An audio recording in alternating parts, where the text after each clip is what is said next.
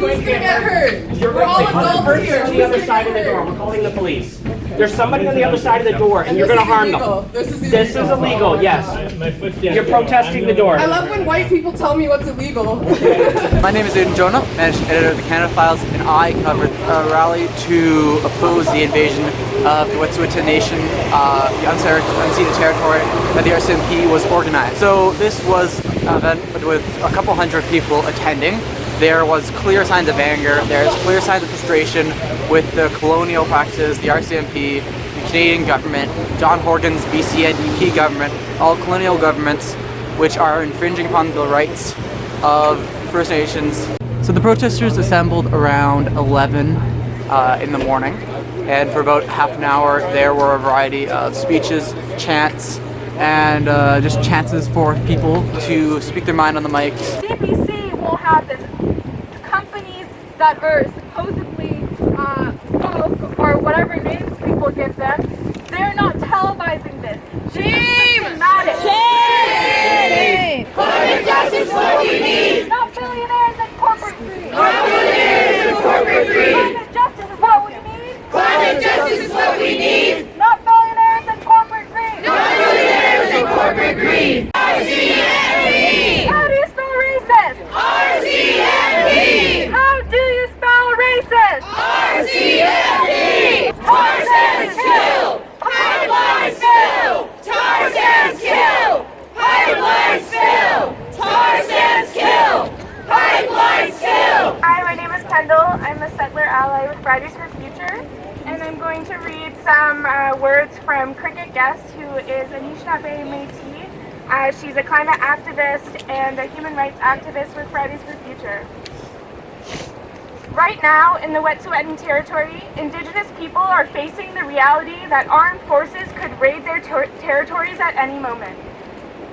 The Canadian government is attempting to push the Coastal GasLink project through unceded Wet'suwet'en territory. Shame! This would be detrimental for the lives of Wet'suwet'en people. 71% of First Nation communities have contaminated water. Shame! As in Wet'suwet'en, the water is so pristine that you can drink straight from the river. At one point, that was the reality for most Indigenous communities across Turtle Island, and due to colonization, our land has been destroyed and our water poisoned. Shame! This project would tear down medicines, poison streams, and scare off wildlife.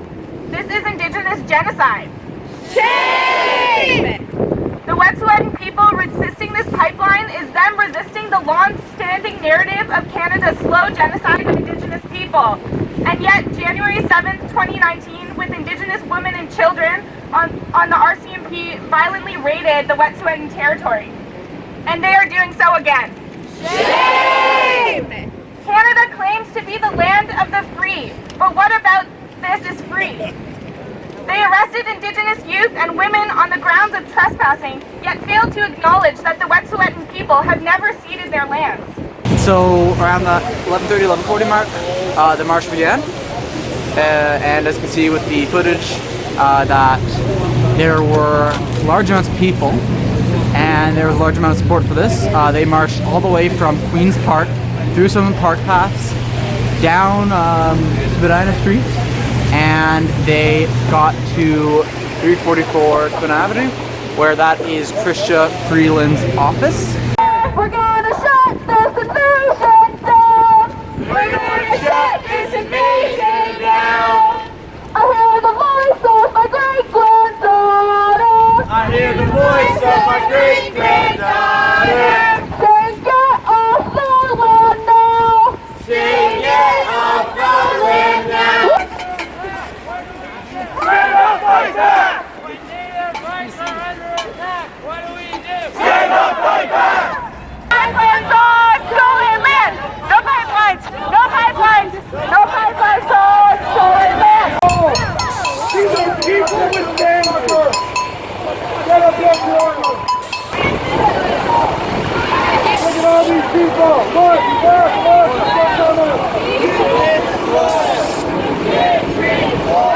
They got to 344 Queen Avenue, where that is Chrystia Freeland's office. And so there's a variety of speech there, there's a variety of chants, protests. Land is also connected to violence against Indigenous women. Crisis in this country. Indigenous women and girls are dying and getting killed.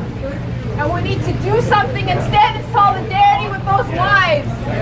We also need to remember that this is our fight, and we need to fight with Indigenous people. And we need to stop this carceral state from perpetrating its violence against the most vulnerable members of our society. And we need to situate our politics within the social relations of capitalism.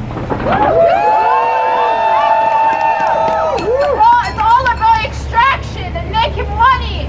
But this money is not going to save us from the crisis of environmental destruction. When we are out here and we are showing solidarity with those at the Stone Camp, those land defenders. And I want to talk real quick about why they are land defenders and not protesters.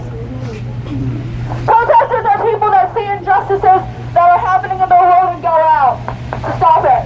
Land defenders are people who are defending the space they are on and have been on for time immemorial. Imagine if someone came into your home and started ripping up your floor and pouring mercury and poison into your water. What would you do? This is not an option for these people. We are here showing solidarity because we know it is not an option for them, so it is not an option for us. And the event ended up, however, a few protesters in solidarity with Sioux-Ten, the Unisotan, they decided to occupy the Ontario Liberal Party office. Who's gonna get hurt? You're We're all the adults here. person on the other side of the door. We're calling the police. There's somebody on the other side of the door, and you're This going to is harm illegal. them. This is This is illegal, yes. You're protesting the door. I love when white people tell me what's illegal. That's awesome. There were, as you'll see in the video, in the quick interview I had there, Amvika, spelled AMVIKA/SHARMA. It's for multiple organizations. I do some work with like CJTO, I do some work with Extinction Rebellion, just like wherever needs something. But like actually occupying the office sends a more direct message. Like we need to make them know that like we are not going to be complicit in this. They're trying to take over unceded territory. That's not allowed. That this history of colonialism needs to end now. So yeah, we have to send a direct message. So we're going to occupy the offices and we're not going to back down. So what do you think it says about the Liberal Party and the staffers there that they immediately call the police instead of trying to meet and negotiate with protesters? The hypocrites and they like the pigs. Protesters are now being arrested in front of the Ontario Liberal Party office, and the police did not negotiate. Neither did the Ontario Liberal Party staffers. They tried to claim that they weren't connected to this at all, despite being part of the same party. And so this is quite despicable behavior, and frankly, for police to make no efforts to negotiate, nor the Liberal Party staffers, well, it's a very questionable move at best, and you can make of that what you will. But they were forcibly kicked out. They were dragged out. I spoke with one of the organizers. Mallory, I'm with Fridays for Future. I'm an outreach coordinator. So how are you feeling around NDP Premier John Horgan's refusal to meet with the Chiefs? How does that emotionally make you feel? Well, emotionally it makes me feel angry and disappointed. You know, obviously this is a slap in the face. You need to meet with, you need to respect the legitimacy of the hereditary chiefs, because this is unceded land, this is their land. They are those that are representing their people. So this is nation to nation talks, and it needs to be treated as such. And so I think it says a lot about the police, the SCP, and general police culture of protecting the rich, protecting financial and wealthy interests. And it's pretty clear that this movement is growing. There is a mass support for this movement, and that there is a real passion among the organizers. This is Aidan Jonah, the managing editor of the Canada Files, on site at the protest today, signing out.